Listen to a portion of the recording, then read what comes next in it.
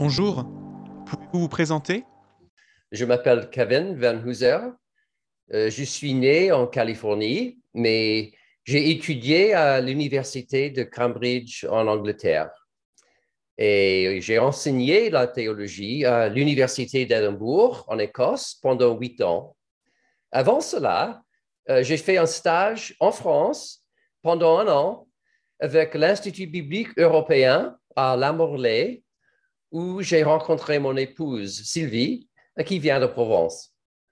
Actuellement, je suis professeur de théologie systématique depuis 1998 à Trinity Evangelical Divinity School, ici aux États-Unis. La plupart de mes étudiants se préparent pour un ministère de quelque sorte, mais aussi je dirige une quinzaine d'étudiants doctoraux qui viennent du monde entier. Pourquoi utiliser l'analogie du théâtre pour parler de théologie? Est-ce que cela vient de théologiens plus anciens? À vrai dire, les pères de l'Église comme Tertullien, y compris Augustin, se méfiaient du théâtre. Les spectacles romains n'avaient rien à faire avec l'Évangile. En revanche, Calvin parlait de la création comme théâtre de la gloire de Dieu. La théologie traditionnelle a ses racines dans des philosophies diverses, par exemple Platon et Aristote. Il y a pas mal de pays qui n'ont pas de tradition philosophique. Pourtant, tous les pays du monde ont le théâtre. Une autre raison pour retourner au théâtre, c'est que l'essence du christianisme ne s'agit pas d'un système d'idées ni de mœurs. Au contraire, il s'agit d'une série d'actions de Dieu, c'est-à-dire l'action de Dieu sur la scène de l'histoire.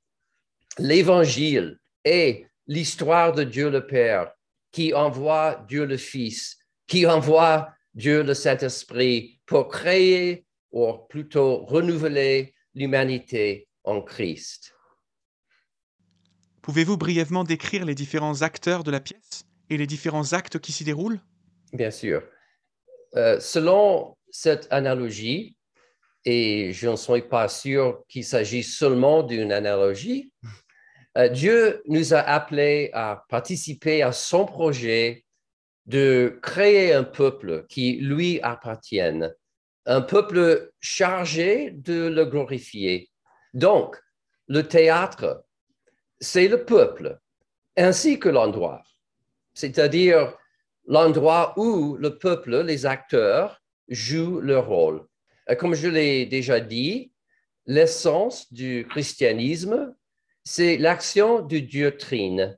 L'intrigue qui se développe dans l'histoire, c'est l'exécution à travers le temps du décret divin éternel. En effet, la vie de l'Église, c'est la pratique de la volonté de Dieu sur terre comme au ciel. Et c'est le grand privilège et la responsabilité de l'Église d'être la compagnie théâtrale qui représente ensemble la nouvelle vie commune en Christ. Paul lui-même parle de son ministère apostolique en termes de théâtre. Il dit dans 1 Corinthiens, chapitre 4, verset 9, « Car Dieu, ce me semble, a fait de nous, apôtres, les derniers des hommes, des condamnés à mort en quelque sorte, puisque nous avons été en spectacle au monde. » En grec, c'est théatron to cosmo, aux anges et aux hommes. En quoi la vie chrétienne est-elle théâtrale? Quelle place peut jouer l'improvisation? J'aborde chaque journée en me posant la question, que faut-il que je fasse aujourd'hui pour bien jouer mon rôle en tant que disciple? Le drame de notre vie quotidienne se passe dans nos rencontres avec les autres. Selon ma thèse, les doctrines chrétiennes existent pour aider les disciples à bien jouer leur rôle de manière appropriée à l'intrigue principale. Ce qui est le plus important, c'est d'avoir étudié la parole de Dieu, l'Écriture, le texte biblique que l'on performe. Pour mettre en scène l'Évangile, on doit savoir où l'on se situe dans l'histoire, c'est-à-dire dans l'histoire de Jésus-Christ. Et bien sûr, nous nous trouvons souvent dans des situations au sujet desquelles la Bible ne dit rien.